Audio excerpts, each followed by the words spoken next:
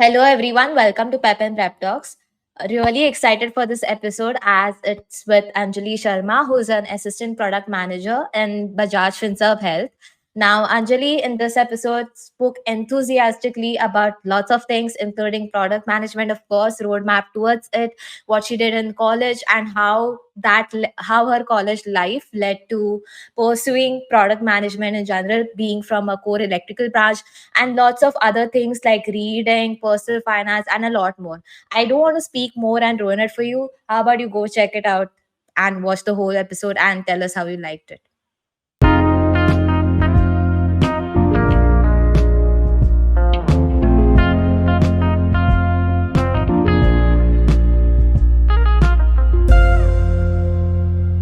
Hey everyone, now Anjali is here with us. Hi Anjali, it's amazing to have you on our podcast in the first place.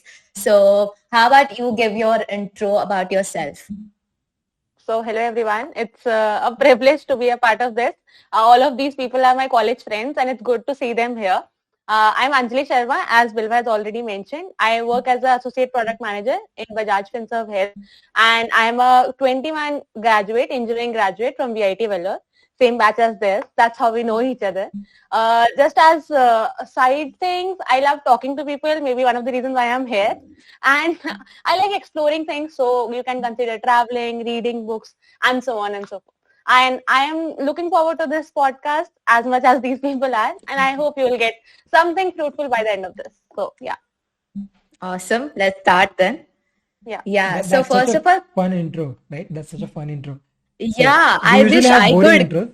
We usually have boring intros on our podcast, but that was fun. Thank you. I'll write this on my CV now. Fun intro, Anjali Sharma. Yeah, a skill to be noted indeed. So let's come to your role. So how does your day look like at a job, like associate product manager? Like product management is such a like a trending term No, in first, places. first, So first, I think she should break down product management. What the heck is product management? Because एक college student को तो पता नहीं होगा ना कि product management होता क्या है. So please break it down for us. cool. Yeah. So I'm also in a very early stages of product management. As you all had mentioned, it's a very fancy term and everyone is like looking for product management, so on and so forth. I would say it depends basis whichever industry you are in. But on the nutshell, it's a combination of say design, business and tech. So you should be knowing all of these three things. So design in general, experience, UX experience, UI experience as a consumer, as a person, what would you do?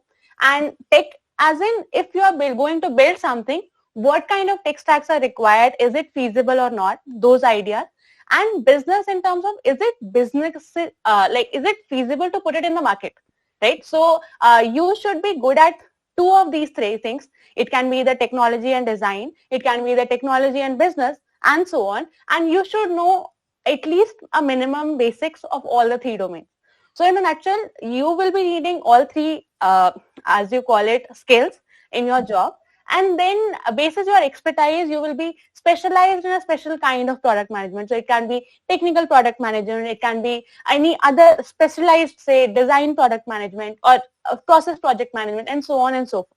Also, this term is very widely used. So if you see Amazon or in general, they call their product management program managers, right? So then there's a term called project management, which is a little different than product management, but basis the industry and whatever company you are specifically in, it depends on how this role and term varies. So if you want to ask what in it is, it's basically easing the process for a customer by giving them more value. So on the back end, like as a job, you should be knowing all these three things: business, design, and technology. And on the front end, you should be knowing customers. So that's the nutshell of product management in overall across all domains. Wow. That is actually a very solid answer because it answers so many questions. But tell me, so is it like a generalist role sort of that you know थोड़ा इधर से भी थोड़ा उधर से भी and then you because then you are able to communicate between different teams. So is it like you have to communicate Yeah. between different teams? Like So communication is basically the upper umbrella. You should be knowing communications and you cannot be a good product management if you're not good with say basic communication skills. So that's the nutshell. But in general, it's like if you don't know how the overall pictures of everything works, the three main domains I've mentioned, you will not be able to design something And the work of product manager is basically implement those changes, right? So you will not be able to implement at later stages. So that's what you need to be good at, communications. And I think communication is important for every corporate job. So even if you are SD or if you are any other business analyst and all, that's a key thing. Is just product managers brag a lot.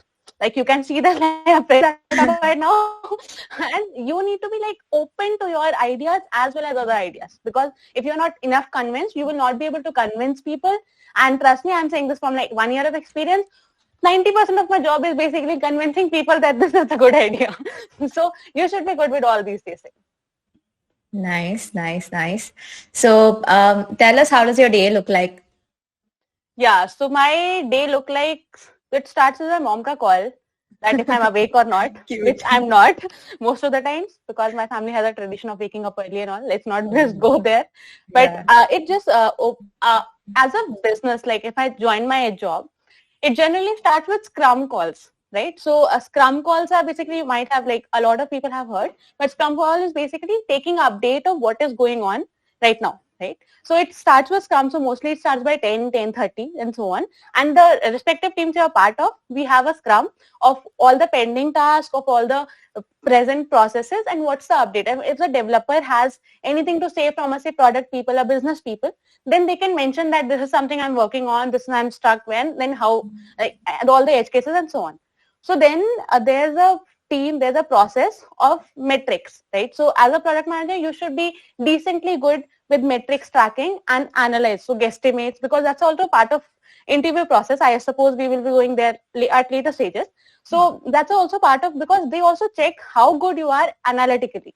How can you estimate? How can you guesstimate things? How can you, like, it's the same thing, right? You need to check if the particular thing is feasible or not.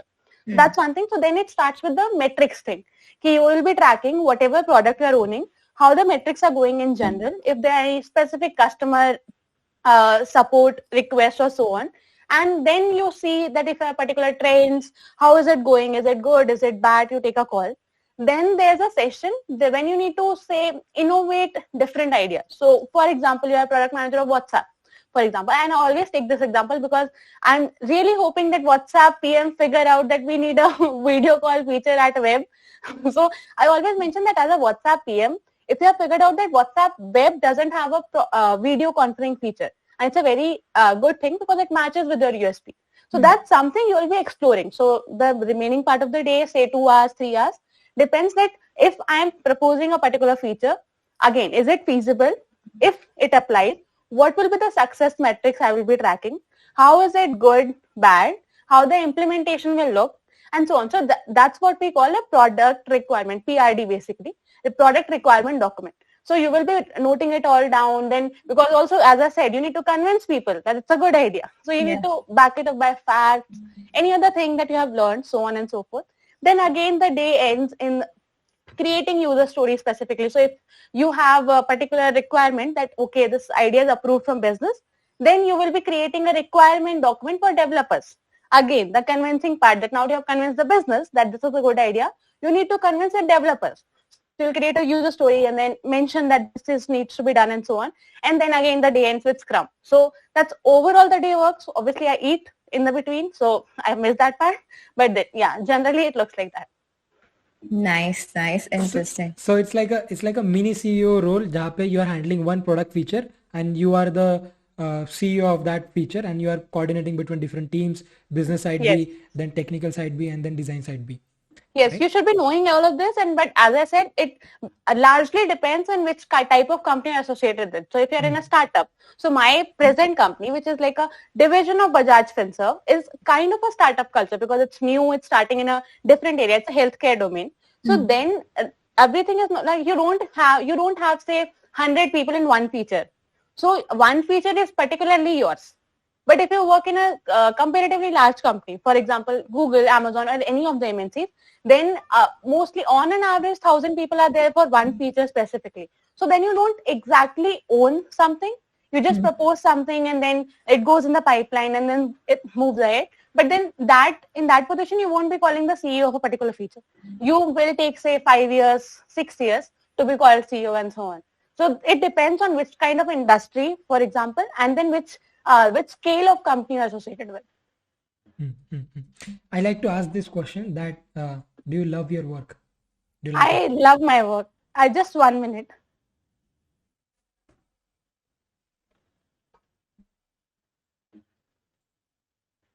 Yeah, I really love my work. I also brag a lot. So that's like a saying. So there are a lot of reasons for why I love my work. But then there's one thing that it's very difficult to get into product management when you are just coming out of college, right? So you need to be having experience. And in my job, I realize it's kind of important also because sometimes you just have to take a call. And taking a call or taking a rationale depends on how much experience you have. So for me, it has worked decently well because I read a lot. So reading comes, and I highly recommend people, if you can take, say, any takeaway from this session, take a takeaway of reading a lot. It helps. It will give you a lot of upper perspective. Like you might not have thought about such certain features or whatever, and how other things works, because it gives a lot of perspective. So I read a lot, but then experience matters. So then this is first thing. Second thing, I do have a lot of what you call it, autonomy on my work. So if I want to change something right now, I won't be like in any, I'm like changing this today only, but then I'll take a call and then I'll prepare all these presentations, PRDs as I've mentioned. I'll pitch this to my business heads and so on, and then I can take a call there. So it feels empowered, like if I'm not liking something or if I'm feeling that something can be improved, I can change that. And I think most of the jobs, if I talk to people, if you have the autonomy, be it in tech, be it in design, be it in anything, then people are generally happy. Like they do feel that they are doing something impactful because they can change if they're not liking something. And if they're not able to change something, then they should prefer changing jobs preferably. So that's what I feel. It's like whenever you call a guest on a podcast and they tell you that they like their job, you instinctively know that they do not like their job if they're not enthusiastically telling about it. And in Yeah, your case, it yeah. feels that you are so passionate about what you're doing. And like in general, when you're talking in person to people, they might tell you that, okay, I don't like my job. I just hate Yeah. it. But on podcast, most of the people say that they love their job and they like it so much. But is there passion that they show on their face that shows them that, okay, boss, they actually love their job. So that's really I hope nice. our business head hear this and they give me a promotion because I'm doing a lot of employer branding right now. Yeah, sure, definitely. So Bajaj Finserv, if they are listening this, then they should give Anjali a promotion and they should sponsor our podcast. So that would be really amazing. Yes. So I had a question. Since you said you're working in the health sector, like healthcare, what do you work on? Kind of curious. Yeah. Challenges, So sort of. I What challenges do I you work on? I specifically work on health insurance, Hmm. right? So Bajaj has a very long-term legacy of insurances and loans. They are like known for Bajaj Finserv is known for as a leading lending market. I work in the health insurance sector. So as I said, my company is like only 2 years old, and they have divided this domain from the Meet Bajaj Finance domain because initially they were handling everything. Now healthcare is separated out because of all the recent trends and everything going on in terms of health. So sorry. I'm so sorry. I am actually It's okay. having It's this. all right. Fine. Yeah. Don't worry. So then there's a different domain of health where we have two divisions. For specifically, one is for doctors and one is for consumers like us. So doctors, as in we have a practice management software where doctor can practice their tools and everything. And then there's a separate division which is for wellness. And then if you see a lot of apps, healthcare apps, step tracker, menstrual tracker, in general everything. So we handle that. And then there's a domain because we also need to earn money at the end of the day. So that's a revenue model. That's our health insurance. So I work in the core health insurance business of Bajaj. So I suppose that was the question. Yeah, Yeah, Yeah, yeah. yeah. Okay. Thank God. yeah. Okay. So, okay. So, did you know from before, like you wanted to be a product manager or like get into product management or something? No. Like honestly asking, I've never met any product manager who always wanted to be a product manager.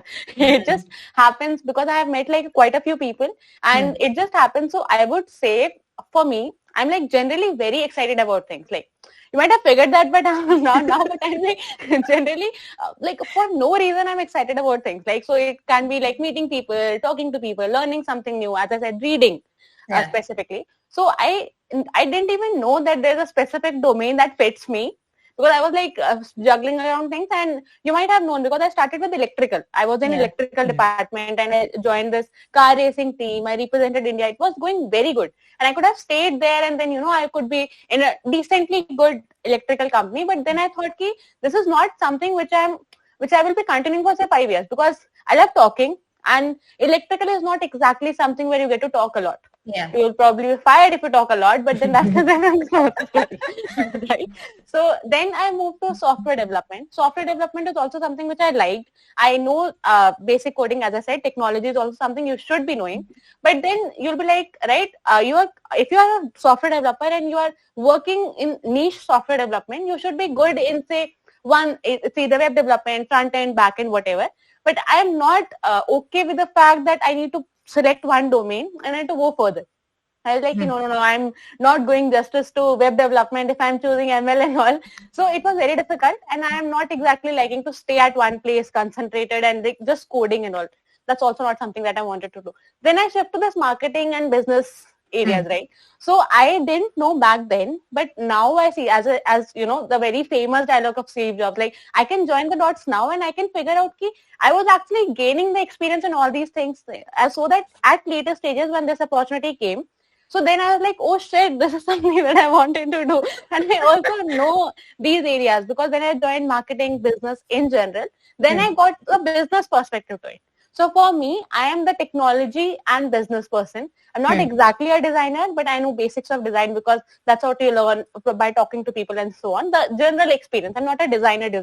So that's how it works. So then this opportunity came, and then I searched what is product management, what are questions asked in like product management interview and so on. My interview was like 2 month long process. It was a very long process, and general things they asked. But then when I joined the job, because I suppose the interviewing process is kind of like you check basic prerequisites. But then when you get the job, as a go shit, I'm having the job, right? So now I have to work. It's not about just clearing the interview process that I've heard about. Then I learned things and all, and then I realized, okay, this is something I'm interested in and I'm good at, because there are always two things. Well, you are interested in something, so you're good at something. You need to find a niche. I also like the meme that, like, there's a middle line that I things I do, but that's like, again, separate story. So I didn't know that I wanted to be a product manager. Is this something that resonates with the kind of things I like generally? So if I'll be moving to say a more strategic role at say 5 years, I won't be like, no, I just want to stay with the product management thing, because I know this is also something that's preparing me for say later stages when I'm choosing a niche, say strategy or tech or something like that. So that's what, yeah. So like it's like you did not want to fix yourself to one particular domain, and you kept exploring many domains across your college life, and you're still doing it, and then the product management role was the perfect match for you, because it was sort of a generalist role and you're managing different domains, communicating with people. So it was like a perfect match that you found out. So like you landed the job from campus interview or you applied off campus? No, so campus interviews, so like we all know 95% are only SD and then only 5% are business and all. Product, I don't even remember that any company has come. No. I've applied off campus. So how my placement journey has worked is basically I've started applying in the phase. Okay, I suppose the people will not be exactly from VIT, so the phases will not work. But then I started applying initially to campus placements, and at that time I was not exactly at my best stage. A lot was happening, say, because one was COVID, one was like staying at home, second was like my personal relationships in general. I was not at my best. So then I was like, ab kuch bhi mil jaye, mere ko chalega. And then I worked like decently well in initial 3 years. So I was also kind of disappointed that I will not be able to do justice with my all 3 years or something. Then I've applied a campus. Say, I was sure by then that I don't want a developer job. I don't want an SD job. I would have gone for say consulting, or I would have gone for business analyst or analyst role in general. So I've applied for all these analyst companies that come, consulting firms, Deloitte and so on. But then I didn't get through the process.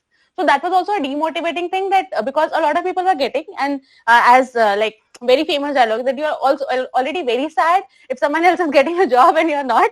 And then somehow that you have decently worked well in initial 3 years and so on. But I knew that like ab nahi ho payega time. So I was like I will not apply to campuses because that's not something. First, they're not taking me. Not that I do have a choice here. I could have continued and then stayed there, but that was like kind of demotivating. As I said, I was not at my best. I still recommend people to keep at least 6 months for campuses if you have a decent campus like VIT, Vellore and so on, because companies will come. And you know companies will come. So if by 6 months, say if a placement season starts at July, I highly recommend people to stay at least November, October to the campus and apply for all the jobs. I didn't do that, but then that's why I know okay, that was kind of a mistake, but worked out well in say longer run. Then after that, I decided that I won't apply at all, but I'll apply off campuses. So then I started applying off campus for business analyst and general role. I didn't apply for product management. I was not that confident by then. I was like, okay, kuch bhi mil jaye type. Then I got this job in Grade Up. That was my first job as a category growth analyst. So it was a business analyst role for e-learning. So I was assigned MBA and GATE as a category. And then I was responsible for other business analyst, data-centric roles. That's how I learned data technology from that role. So after that, because that was not exactly a very high paying job and one of my criteria was money. So that's also one thing that I recommend people. You note down the features, not exactly features like a lot of product right now, but you note down the priorities you want to do. So it can be say money or the work. It can be work or say a company or something like that. But it should not be more than 2 or 3. And then you see if you're getting a job, if it's matching your criteria or not. So one of the factors for me was money because I wanted to move out and then I knew there was a certain amount of money you need to move out. Right. So then a Grade Up job was not exactly very high paying job, but it was a good job because it was a very nice learning experience. When I started applying, then I got a lot of jobs in the process. I got, I think, 5 jobs, including urban company and so on. So when I got the urban company offer, at the same day, I got this Bajaj offer. So I had to choose between these two. So then I chose Bajaj because the fancy product management was there. I was category manager at urban company. So that's how it overall worked. So all of this was off campus. I did not get any job via campus. So yeah. I want to ask about interview and the process that you applied, but before that I want to ask that, like, if you notice, you're just 23, I assume, because you're same age as us. So it's like people don't have that clarity jitni you have, right? You know, I don't want to do SD role. I would love this sort of role. So how did you get that clarity? One way I could think is that you tried so many different domains that you know ki, okay, एक particular domain में हो क्या रहा है, and I would love that or not. But I would like to ask कि how did you develop this clarity कि मुझे ये नहीं करना है, मुझे ये करना है, या फिर मुझे ये मेरे फीचर्स चाहिए जॉब में? Yeah, so majorly it starts with hit and trial because nobody has figured out what they want to do. And as I also said, it's still in the process, right? So maybe 5 years down the line, I'll be like, this job has helped me learning this so that I am here right now, something like that. But I would also suggest people, if you're starting something, end it, right? So I'll tell one of my experiences what happens when I was doing electrical engineering. I was in Pravega Racing and it was a very high demanding work environment. So you need to work from every single day from 9 to 2, probably 9 to 2, 9 to 1. And for girls and for boys, it's like 3 or something every single day after college. So college in general was very hectic. And then you have to do this. Then there's a lot of, say, monetary things involved because you need to travel, you need to sponsor a little things and so on. And then you are doing something which you don't even like, say electrical. I was not exactly fascinated about electrical. And I thought about leaving a lot of times, right? But then I'll be like, if I leave now, I won't be able to say that I'm good at something and then I left it, right? There are two different things. If you're leaving something because you don't want to do it, or if you're leaving something because you just didn't do it at all. If you just leave something because you didn't complete something or you didn't do it at all, you won't get this confidence. I now, at this point of time, I can say this because I know electrical. I know stuff, and then I chose not to continue. So that's how I know, okay, this is not something I want to do. If I would have left in between, I would like maybe some things were missing. Maybe I don't know a lot of stuff. So I will never get this clarity. No, I don't want to do this, right? So though if you're starting something, even if you're not liking it, it can be any job, it can be anything, just reach to a particular satisfactory position and then leave. So that, say, after 1 year, you won't be like, I should have completed, my life would be different or something. It's like you would have completed, you did complete that, and then you moved on. So that's how the clarity works. I did with software development as well. And I did the same thing with it. Not exactly I left business or marketing, but I'm not exactly into marketing right now. So that's how I think the clarity thing works. And you should always explore things. So I have seen a lot of people doing a lot, but then I've also seen a lot of people very comfortable in their college life. It's like college is going on, and then especially now because online things are working, so you don't have to do a lot of effort. So I would highly recommend people, you especially first, second, third year, you have a lot of time. And we can say this now because we know how the day works and then how it goes. You don't have the flexibility of just like waking up Sunday and like waking up a day and then not decide to do anything. That's a job, like they're paying us. They can fire us as well. But then at first, second, third year, you do have this flexibility. So use that time, because that time will help first, as I said, develop in the clarity. Obviously, you'll get CV experience, that's important. And then you have things to say. And like, who knows, you'll be invited to a podcast and you can give all the plans after 3 years. That's a very good thing. So, yeah. Yeah, so I have a question. Coming back where you got the clarity and you got this job, what are the things you think that you should have prepared more while applying to, like, product management jobs or something, some prerequisites maybe? Yeah. So I'm actually good with talking and interviewing. Okay. So I thought back then I should have prepared more for the interview and not the talking part. But then I think it depends on which is your, so my USP, my overall, what do you call it? Strength is basically the communication skills, right? So if I'm not exactly knowing something, I would be like, okay, I'll convince the person that I don't know, but I'll also convince that that's not a bad thing to not know this, like at this point of time. So that's how it worked for me. But in general, I always feel I should have read more. Because I started the reading process by, I think, third year or something. So I thought that if I would have reading more, say first, second year, say, it would have been better. Also the connection part, I feel, because I have attended a lot of in-person conferences. Back then it was like a real thing. For people who haven't attended it, like, burn. But okay, so back then I felt I should have been more involved in, say, in-person meetings. So I was, as I said, I was in Pravega, so the whole of my college life was in Pravega, right? So for initial 3 years I didn't get a chance to, say, explore other things. Not exactly I'm regretting, but that's something that I should have done more, so that I have, say, more experiences. But then it just worked out well because, yeah, I got the experiences later stages. So that's what I feel. Got it. So how, and also I saw in the middle that you were very active on Twitter and that you were trying no-code tools and joining the no-code community. So how did it go for you?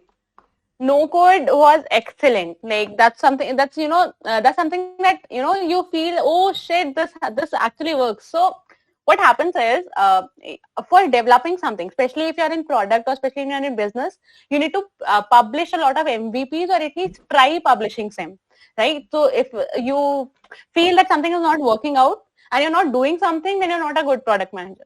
That's like a general saying. It's not something that you need to be testing in interviews and so on, that you just get to know this, right? But for developing something, for example, for developing apps and so on, you need to know tech.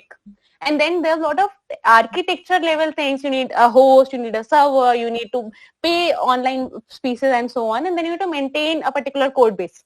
So that's a lot of things if you are just alone, for example, in the journey. So no code tools is specifically doing all of that for you and then giving you a front end to develop just drag and drop and things. It's not exactly, they are like no code tools, and I always feel this is like a kind of debate. No code tool don't exactly discourage the tech tools. They're like, if you want to publish something, if you want to do something really well, or like in a shorter span of time, you can use these tools, you can test, and then you know that this is working, this is not working. You can always scale with tech tools and so on with all the architecture. So that experience was my first encounter with no-code tools. I didn't exactly know that. I knew that there's a space of no-code, but that fellowship was from OnDeck. It's an excellent community. It's kind of expensive. So for a particular person, I felt it was expensive. So other than that, it was like an excellent community. You get to meet a lot of people. And back then I didn't have the clarity that I did exactly, because I started my job, right? I was an intern. I started my job in July, and then I joined the fellowship in August, I think, August or September. So I was like coping up with my job. As I said, I'm very new in my job as well. So it was kind of not matching with my present goals. But I learned like how this works, and I'll be like, okay, if I'll be needing those things, say 1-2 years down the line, I will use them. So that's why I didn't exactly take most of that, because how it works is generally you use a no-code tool, you build something, you publish something, and then that's the success of a particular fellowship, because you have paid for it. Because most of the fellowships are like not exactly, you don't have to pay, and then you're paying a lot for a particular thing. So that didn't go exactly the way I expected, because my us time ke goals were not matching. But it was like, again, good to know things. So I know things. I can like speak. I have like probably speak like 2 minutes on that. Yeah. That's a success. so yeah. So you also talked about reading, right? Right. So Yeah. what do you read in general? And then we can dive maybe into the specifics. Yeah. So generally, I read.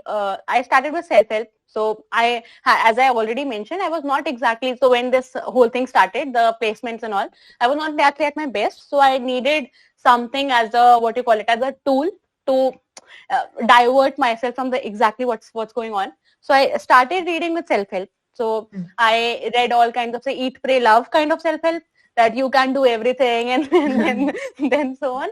And then I dig deep into, say, general self-help, like 7 Habits of Highly Effective People, First Thing First, and so on. So then after that, I dig into, say, a little technicals. I read a lot of product management books and startup books, so 0 to 1, Atomic Habits in general, for habits and all. Then there's a Bible of product management, say, How to Be a Product Management, I think, yeah. Then there's Decode and Conquer. So these technical books I've read. And then I've also read finances. So I've read your review on Psychology of Money. That's also one of my favorite books. So then I learned general finances, because now I have money. I need something to do with Yeah. it. So general finances, like how to be on your feet, and general finances for a woman, because it's kind of difficult from a regular man or something. So that's how I read, say, about stocks, about all these things. Psychology of Money is also like one of the things. So that's how the journey has begun. I'm also into crime thriller, by the way, so I didn't want to mention that. So I read Gone Girl, and that's my favorite, by the way, but okay. Wow. So I guess even I read kind of similar books, finance. No, I have not dived into product management as such, but like I see a similarity because I consider myself a generalist. I don't want to go specifically into one Yeah. role, but it's like I enjoy doing multiple stuff and learning so many things and then connecting the dots. Yeah. And that, like, if you start having fun in that, then I think product management might be a good career option, as I'm trying to draw conclusions from this, right? Yeah. I can refer you anytime. Just drop. Definitely. If I turn out to be jobless, then I'll definitely reach out to you. Yes. Yeah. So you also wrote blogs, right, back then? Yeah. Like I remember reading them. So how Yeah. did that help you as well? So I wanted to do something, honestly. Like I actually wanted to do something back then, because I felt ki I started my general experience with a lot of overwork. So I was having Pravega, I was having other communities, I'm having my college, and then I had to maintain a certain CGPA for not able to attend classes. You were because I can't attend. topping the Triple E branch, I guess. Yeah. Yeah. So That- not generally maintaining the CGPA, right? Topping the branch. For she the needs to say. attendance part. Yeah. Attendance part was always the motivation. I won't lie. Yes, but then I always wanted to be, because our college thankfully have this criteria that you at least maintain a certain CGPA, you won't be allowed to for the classes. Right. So I always wanted to be like, this is something that I want to do. Other than that, I'll see. So I do have like a lot of time. Right. So then I was like, I need to do something.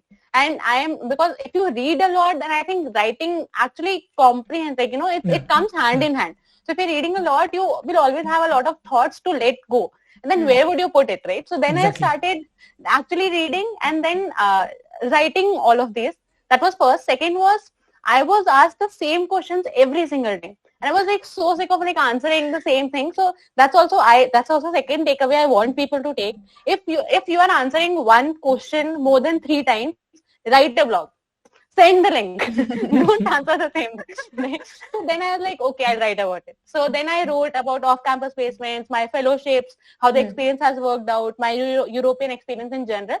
And then at 1 month specifically, there was a February of, I think, 2019 or something, 2020, 2019, before COVID. I didn't have anything to do. I left Pravega and then I was not exactly doing something. I was reading, but then I was like, what to do? Then I started writing every day. Okay, theek hai, let's take a task. Let's write about one takeaway you have taken from the day and then write about it. And then the topics were like, it went really well. I didn't expect people to read that much. Like my first blog was actually like, no one will read. But then there was a line I've read, like I think read somewhere that it's always a saying that who will read if you write, right? So, but if you don't write, no one will वैसे भी like not read. So, like, what's the difference? It's like at least one person will read. A lot of people have read actually. So, I'm like, oh shit, people are reading. I need to focus it. So then the topics were like very nice. So then I took say general sab moh maya hai, and then all these fancy topics and put it in say 1 minute read, 2 minute read, and I posted on Instagram. Then I figured out because I was very bad in English back then. And then I was like, this is also something that you do for improving your English in general. So it was improving. So I was like, I should have continued that.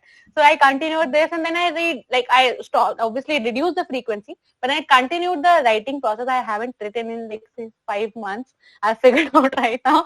But then that's something I will continue because I'm like focusing a lot on my job because I don't want to be unemployed, honestly. I'm very early in my career to do the job I'm doing right now. So I have one experience work. Yeah, I have one very important question. Where do you get this enthusiasm from? So One half of it. yeah, like this is also something not to brag, but this is also something I've been asked a lot. I said I'll write a blog about it maybe sometime and send it to him. Please do. I don't know exactly. Like this is not something I have actually figured out. But I'm like generally, I don't know. I'm like generally excited about things. So that's come naturally, I think. Yeah. Nice. Interesting. So if anyone, like what would be your top three? Now I assume that you have read many books. So what would be your top three or top two books that everyone should read in general and then in product management specific? Okay. That's a very difficult question, by the way, because I think reading book depends a lot on the person than actually the book. Because how do you take that? And then because I feel if a person has put that much effort to publish a book, I always want to publish a book. I legit, that's like something on my bucket list. I always want to do that. But that takes a lot of courage because you know how to start. You have like say 10 to 12 topics, but you like most of the times I have like talked to a lot of writers. They don't know how to end it. So for all the book, if a person has shown enough courage to end a book, I feel it's worth reading every single book. That's a kind of a cliche response to something I am like figuring out by now. But I think in general, if you are like, what do you call it? If you're employed, so after college, you should read Psychology of Money because that's something you need to know basics. And then again, this is something very basic. You should also dig deeper into other finances. So as a female, I would say you should read Lean In. That's like one thing, that's a mandate. Every single person, if like I would also recommend people like men to read it because that's how you know how things works on the female end. But if you're a female, you should always read Lean In. Like that's a mandate. Second, in general, second I would feel is something that I have read, not exactly very famous, but you should read a little more about psychology.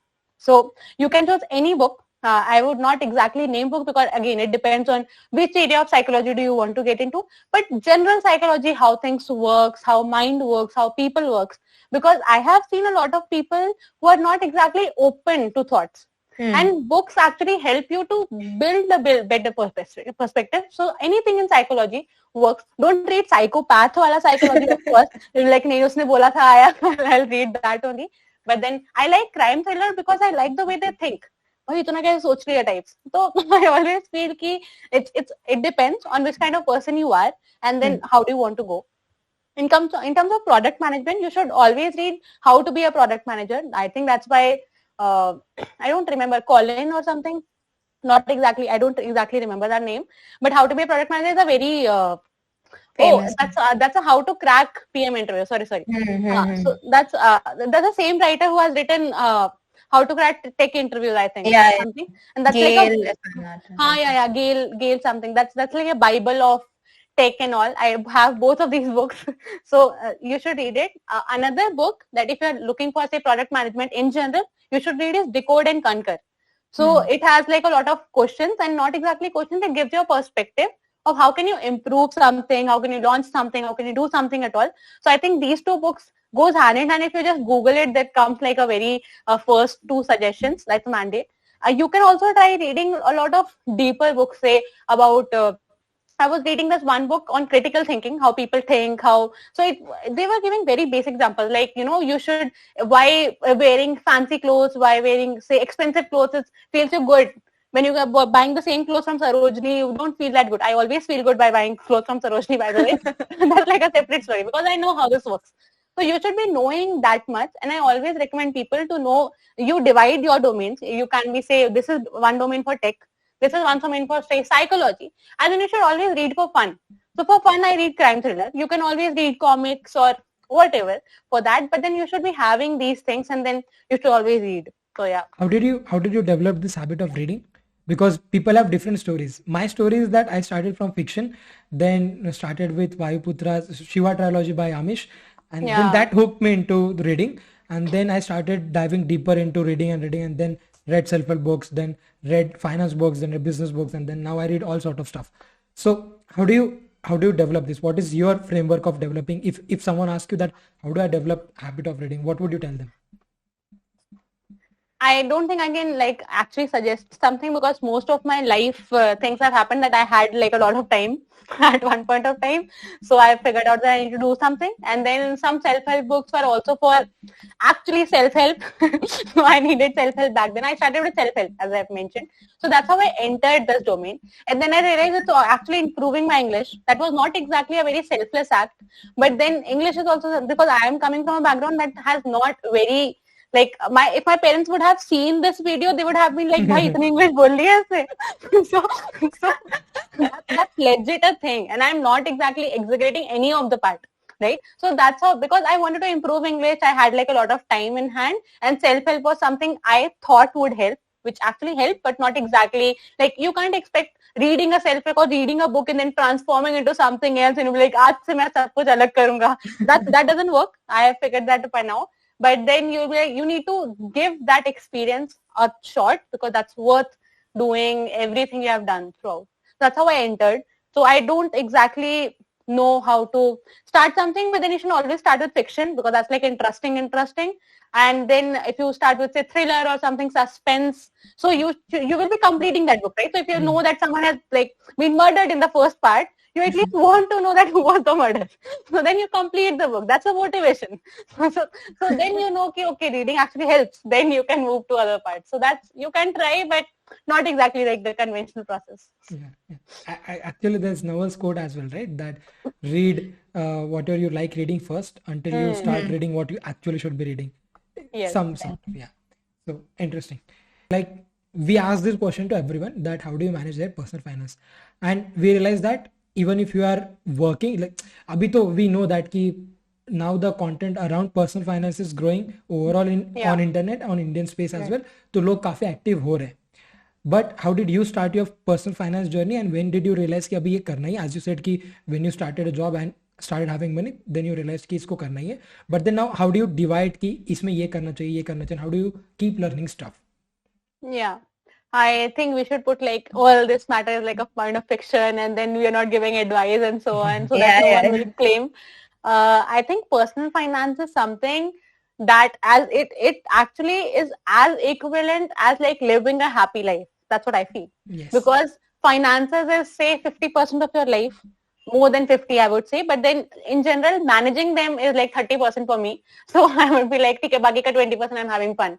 So that way. And it starts from a very beginning. It does not need to start from the point you are actually starting earning money and so on.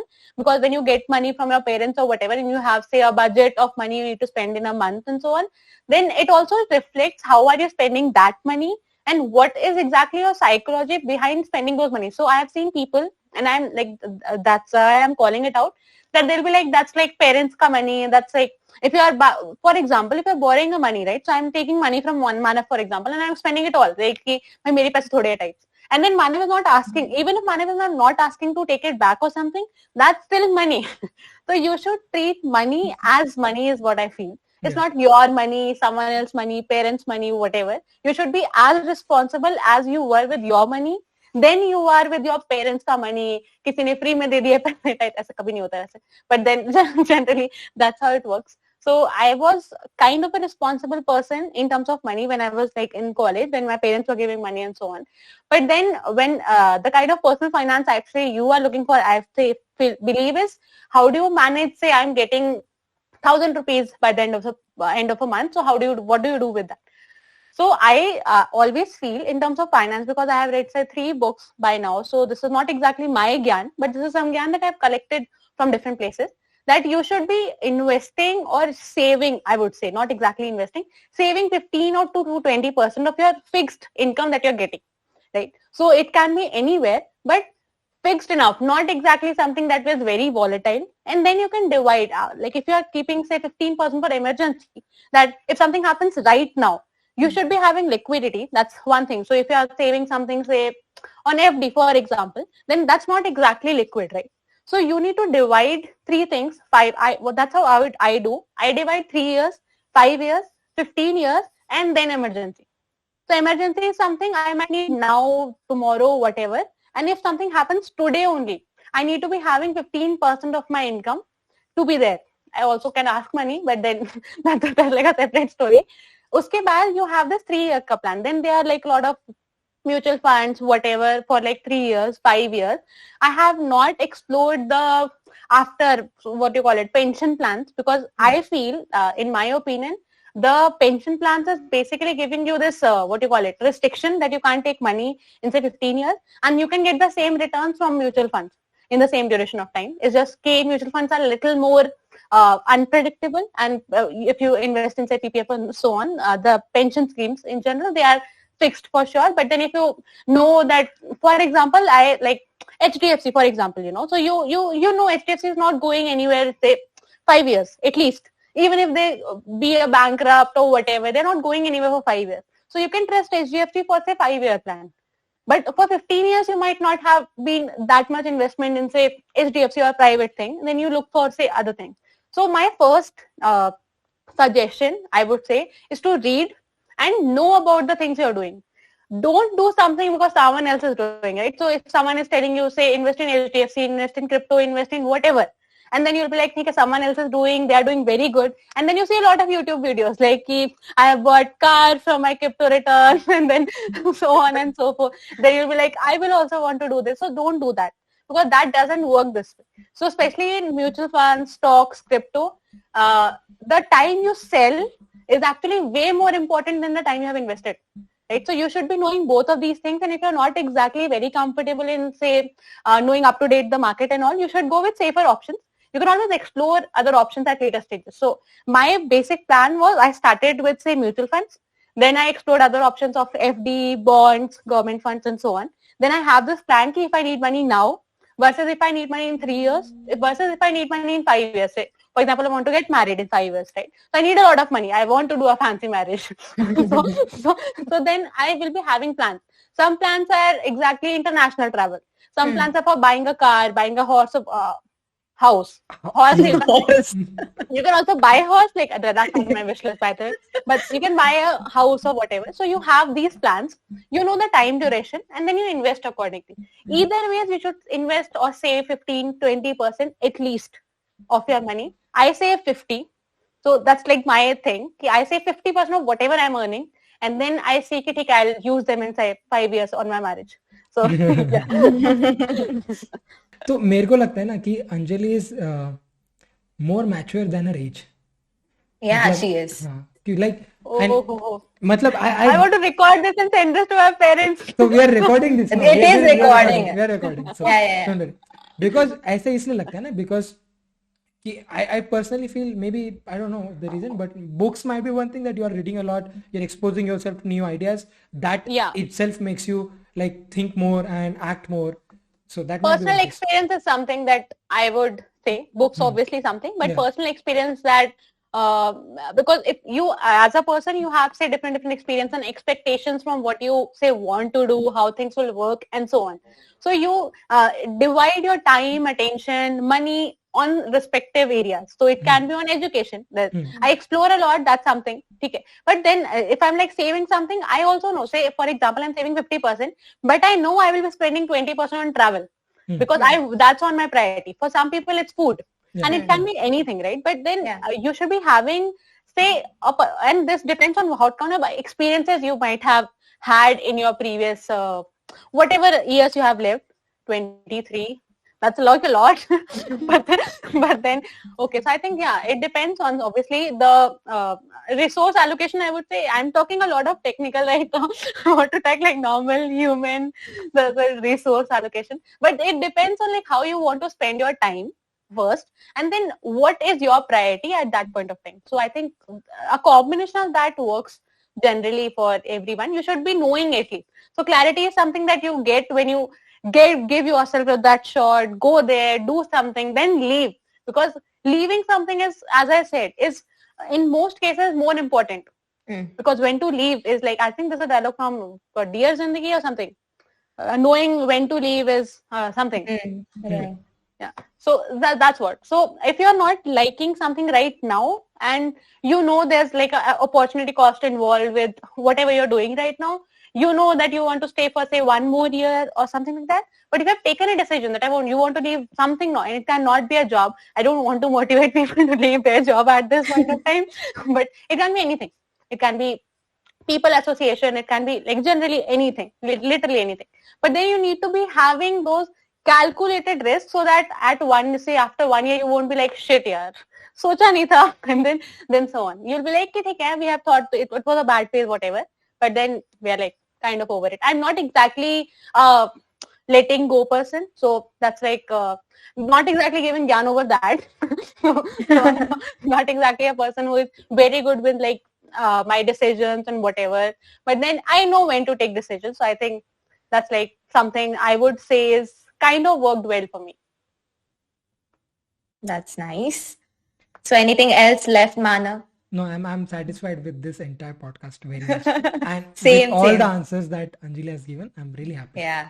I'm like अंदर से मेरे को खुशी मिल रही है कि good answers. We were looking for such type of podcast.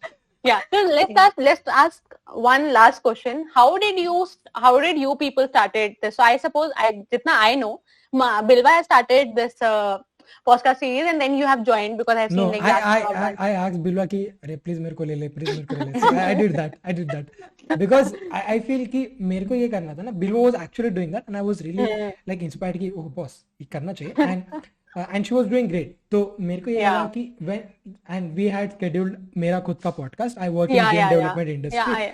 तो मैं Bilwa then like we were having podcast. तो podcast के end में I thought कि content creation is something that I should be exploring because boss everyone is doing. Mike, you always had a mic. I remember this mic. I also envy you for this mic. Mic to this mic has helped me like get started with my podcast. I already had it, so let's start content creation. But then now I'm actually thinking कि चलो एक actual content creation शुरू करते हैं, and podcast तो था ही. Now I'm also thinking कि कुछ side में भी खुद का personal level पे content creation शुरू करते हैं because जो भी चीजें जो मुझे पता है. But that's how I got myself into Pep and Pep Talks. It was like मैंने invite कर लिया खुद को क्योंकि I just saw a good opportunity. तो yeah, how did you start, Bilwa? For me, it was like कि जब मैं placement दे रही थी, basically many companies were coming in, and I literally didn't have any idea whom to ask my doubts, and maybe I was reading all these geeks for geeks वाले experiences and all, and that was helping me a lot while giving the interview processes या फिर कोई भी company आ रही है तो. So I was like, let's do one thing. Just in case juniors doubt तो पूछेंगी when you're in contact with them. So I was like, let's do one thing. Let's write blogs about it. So I got in touch with Madhav first. I was like, I'm thinking about this. He's just like, Bilwa, it's too much work. Just go and record a call with your friends and put it out as podcast. I was like, ठीक है, time भी है. 2 महीने I was like sitting there. I was like, let's do this. And I started with it. It was fun. I thought that after maybe 4-5 episodes, I'd be like super bored with it because audio editing is not that of a good task. So later on, Manav joined and he's like, "Yeah, placement experience is it's too small of a niche. Let's do career wala podcast." मतलब तो ज्यादा kick मिलती है उसमें.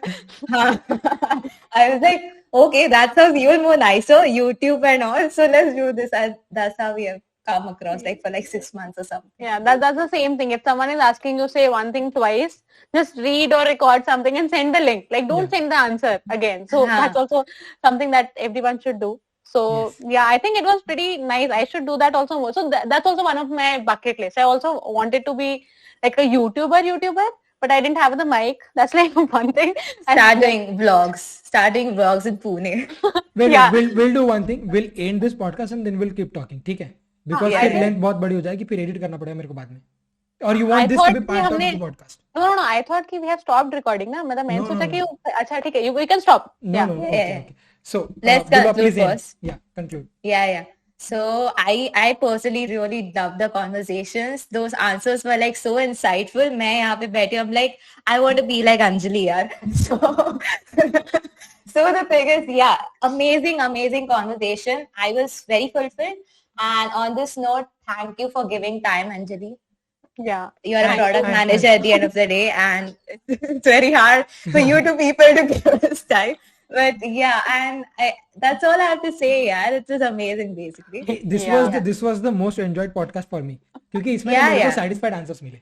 So I was like very happy कि boss, oh nice answer. तो मेरा ना ग्राफ ऐसे हमेशा ऊपर जा रहा था excitement का कि मेरे को मजा आ रहा है आंसर सुनने में. So I was really excited. So we can end probably by a gyan. So I have heard this gyan somewhere and I'm like collating the same thing. That's one thing, that if something say bad happens to you, with someone you know, then just make sure that that's the last time that has happened, at least in your experience. It can be anything: placement, personal life, professional life, something. Don't exactly what you call it, right? Don't hesitate to admit your failures, your bad times. No one is perfect, and if you present that you have always had like good times and all, no one will believe you as well. So that's like a separate thing. But if something good happens to you, any times of experience, any say podcast, learnings, readings, whatever, just make sure that you are not the last, at least in your whatever community you are in, and then propagate. You can be a part of say podcast, read, write, do whatever you want to do, speak up, but just make sure that this thing goes.